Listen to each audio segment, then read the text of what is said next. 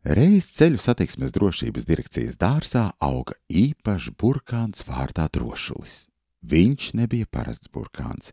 Viņš bija iecelts par ceļu satiksmes policistu un nolēmis, ka viņa misija ir palīdzēt ikvienam ceļa satiksmes dalībniekam ievērot noteikumus un būt drošiem uz ceļiem.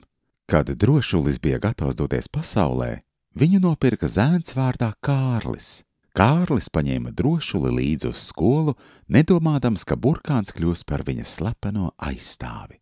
Ceļā uz skolu Kārlis nonāca pie gājēju pārējas, bet aizņemts ar telefonu, neievēroja luksofora sarkano gaismu.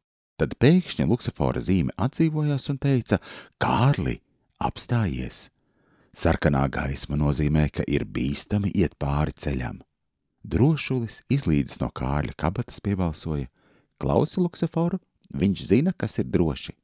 Kārlis apmulsa, bet ātri ielika telefonu kabatā. Viņš pievērsa uzmanību ceļam un pagaidīja, līdz iedegās zaļā gaisma.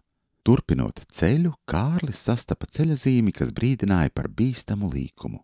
Zīme lēnām pagriezās un teica: Esi uzmanīgs, šis ceļš ir ļoti līkumains. Drošulis smaidīja. Gudrā ceļazīme vienmēr zina labāk. Ieklausies viņā. Kārlis saprata, ka ceļazīmes nav tikai metāla plāksnes, tās ir dzīvas un rūpējas par visiem, kas piedalās satiksmē. Vēlāk viņš nonāca parkā, kur satika savu draudzeni Annu. Anna brauca ar velosipēdu, bet bija aizmirsusi ķiveri. Kad viņa gribēja iebraukt parkā, viņai ceļu aizšķērsoja stop zīme, kas teica: Stop! Anna, kur ir tava ķivere? Drošība ir pirmajā vietā. Drošulis izlēc no Kārļa somas un piebilda: Anna, lūdzu, uzvelc ķiveri. Tevi sargā ne tikai zīmes, bet arī es. Anna samulsa, bet drīz saprata, ka Drošulim un ceļa zīmēm ir taisnība. Viņa atgriezās mājās pēc ķiveres un atkal devās uz parku, tagad pilnībā gatava braucienam. No tās dienas Drošulis un ceļa zīmes kļuva par bērnu uzticamajiem draugiem un sargiem.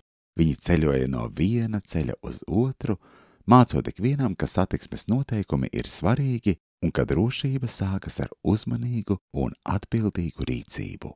Drošulis un zīmes vienmēr palika modri, pārliecinoties, ka ceļi ir droši visiem, gan bērniem, gan pieaugušajiem, un ja kāds viņus sastapa ceļā, viņš nekad neaizmirsa, ka drošība ir pats svarīgākais dodoties ceļā.